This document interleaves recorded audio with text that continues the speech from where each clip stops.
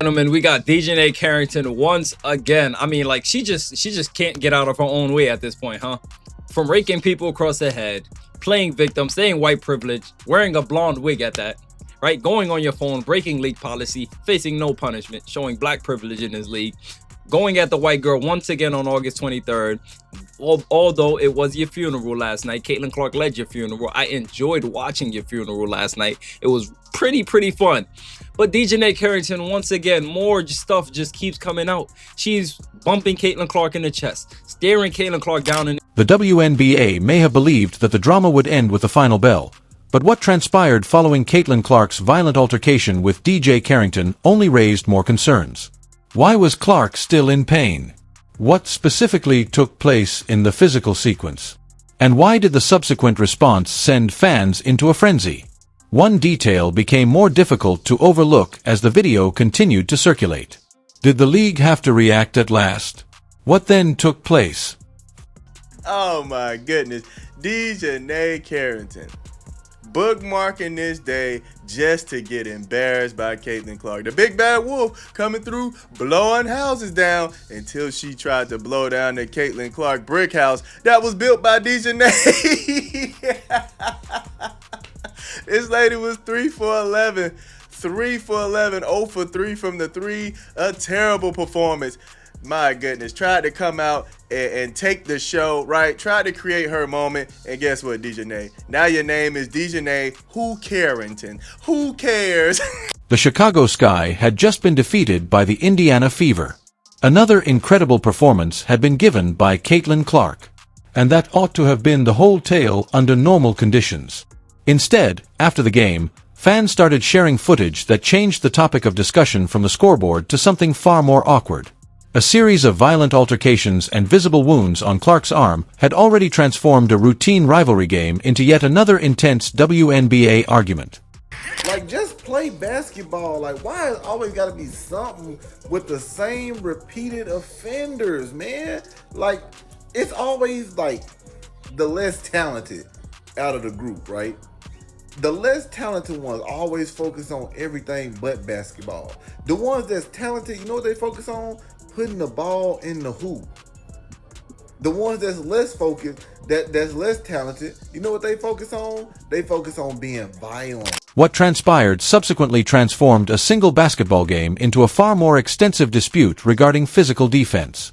Featuring DJ Carrington and the increasingly challenging chore of talking about Caitlin Clark without the whole internet showing up with 17 different conspiracy theories, a slow-motion replay, and a whistle. all these things that have nothing to do with basketball, DiJonai.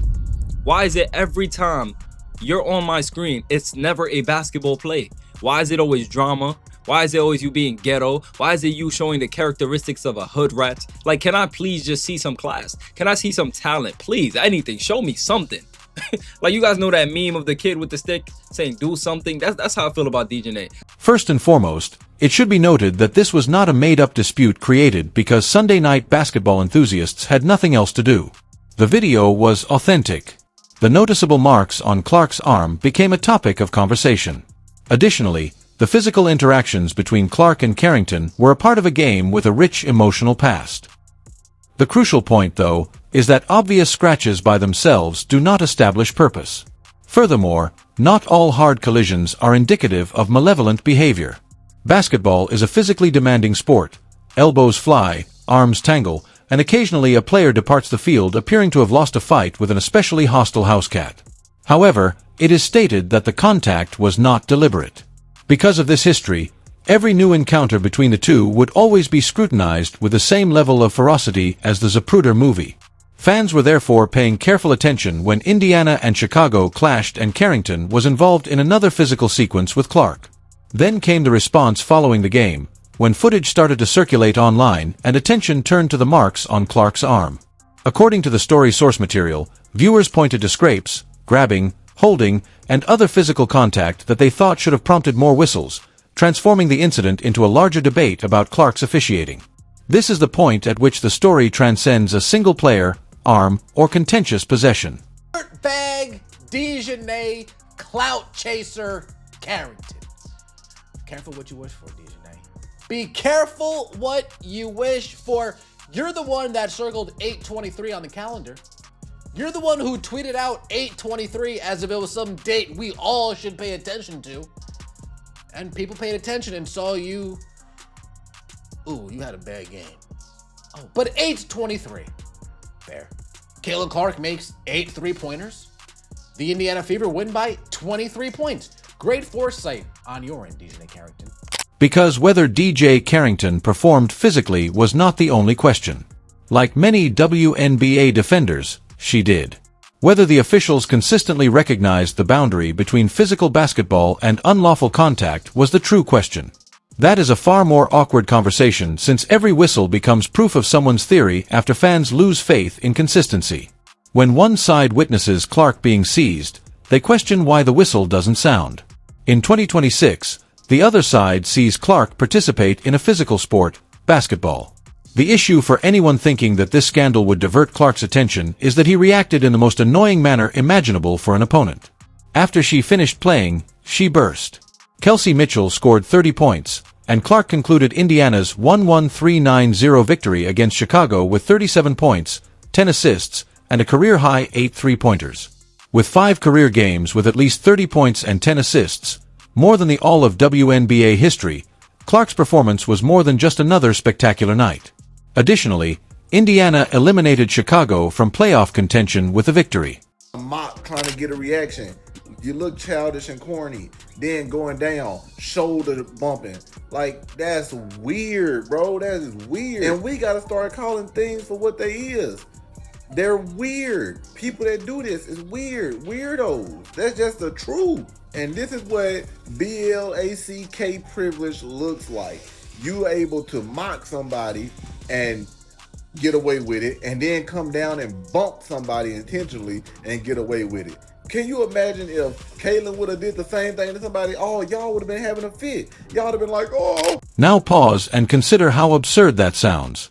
There have been 4 30-point, 10-assist games in the entirety of WNBA history. By herself, Caitlin Clark made it to 5.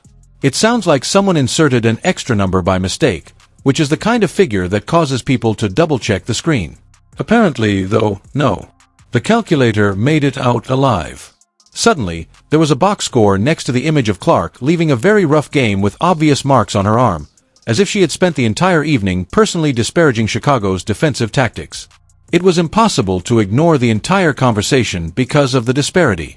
Basketball turmoil was the most bizarre aspect of the whole event, and fans might debate whether or not every scratch was deliberate. Clark seemed to react better the more difficult the game seemed to get. An already simmering issue was further exacerbated by a particularly angry confrontation between Carrington and Clark.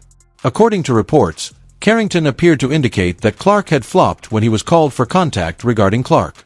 In reaction, Clark decided not to try to win an argument for the remainder of the evening. Rather, she persisted in her attack, hit a step-back 3 in front of Carrington, and the exchange soon became one of the most talked-about parts of the game. All that huffing and puffing just to come out here and get embarrassed. Like, let's just start right here, man. Let's start right here. Why is DiJonai poking the bear?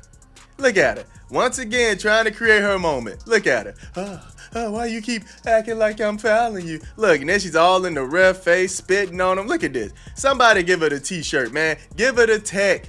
Give her the tech. Look at this. I'm not doing anything. I'm just guarding up. Okay. You want the smoke? Caitlin gonna give it to you. You want the smoke? She's gonna give it to you. That particular instance was significant because it illustrated the contrast between the drama surrounding Clark and her typical responses to it. She can cause the conversation around her to spiral out of control. Clark, on the other hand, typically has another possession to play, which may be the main factor contributing to the explosiveness of these circumstances. Her games blend in seamlessly with the regular season schedule. She is not your typical player. Because millions of people are watching her, every altercation involving Clark is magnified, and every contentious moment instantly becomes material for repeated replay. As a result, the marks on her arm became more than just marks. They turned into symbols. They symbolized, in the eyes of Clark supporters, a broader trend of opponents utilizing undue aggression against the biggest player in the game. While authorities don't always offer protection, the strongest argument does not require a conspiracy theory at all, which makes the discussion more engaging. Referees don't need to scheme in secret in a darkroom like villains in basketball to decide who gets to make free throws. Inconsistency is all that is required for controversy.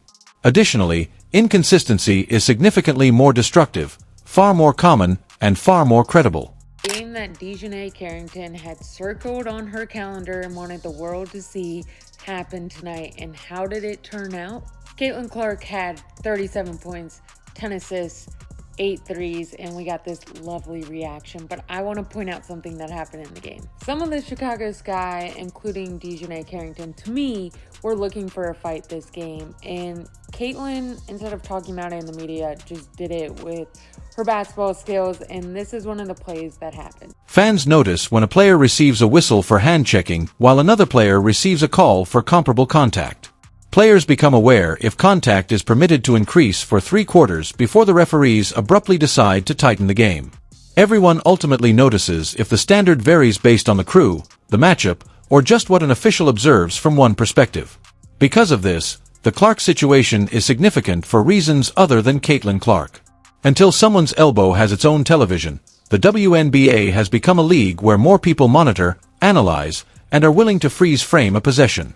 Slow motion replay and sufficient self-assurance to describe the rulebook even though it has never been examined.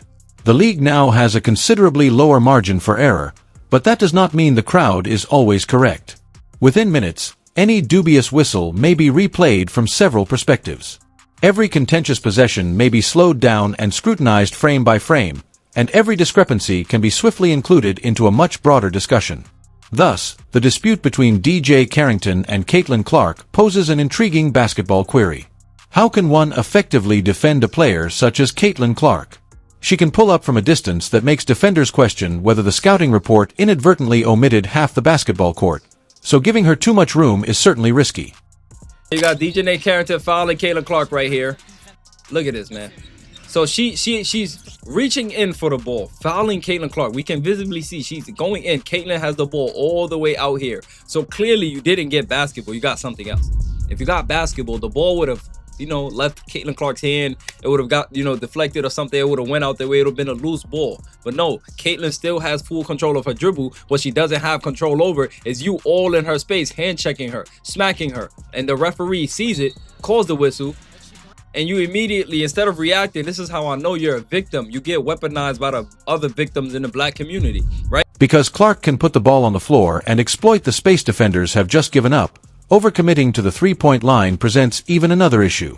Because she can identify passing routes that are invisible to everyone else until the ball unexpectedly finds its way into a teammate's hands for an easy basket, concentrating on preventing her from scoring is equally dangerous. Because of this, defenders automatically attempt to use physical basketball to make her life difficult. And that approach is not that unique.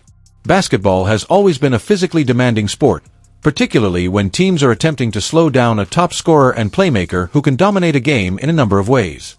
The true question is not whether or not defenders should be aggressive, but rather where to draw the line when that physicality starts to turn into unlawful contact. When the player receiving that contact continues to provide record performances in spite of the pressure, that question becomes even more crucial.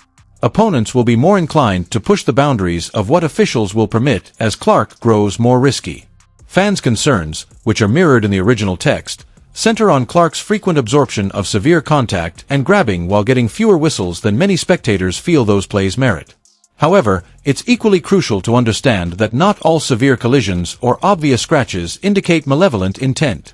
This is the point at which the discussion becomes more nuanced than social media frequently permits. Somebody asked you to clothesline Sophie Cunningham, go into the locker room and tweet, "White privilege." Nobody forced you to do it, but you did it. And he put the spotlight on you. So coming into this game, we were all asking, what's Djonai Carrington going to do 8-23? And she stunk up the joint. Djonai Clout Chaser Carrington. It wouldn't be a game without her clout chasing, without her back up to her old dirty tricks, trying to get a rise, trying to get a reaction out of Caitlin Clark. Djonai Carrington, she's so unstable. She was in her own. Just as Caitlin Clark deserves more consistent officiating without every missed whistle being proof that the league is intentionally targeting her, DJai Carrington can play an aggressive and extremely physical style of defense without every physical play being instantly labeled as dirty. Fans have a right to be irritated by dubious calls, but this does not show reasons that the evidence does not support. However, an officiating issue does not need the WNBA to hold a covert meeting inside a volcano with officials gathered around a massive screen and calculating how many free throws Clark is permitted to make. A much more plausible answer is inconsistency, which can be equally harmful. However, based on some of the comments made online, the discussion that follows seems to be more concerned with missed whistles, scratches, and possible injuries than with the actual basketball game. Nobody is requesting that the WNBA transform defense into a courteous social gathering where players exchange compliments before swapping duties.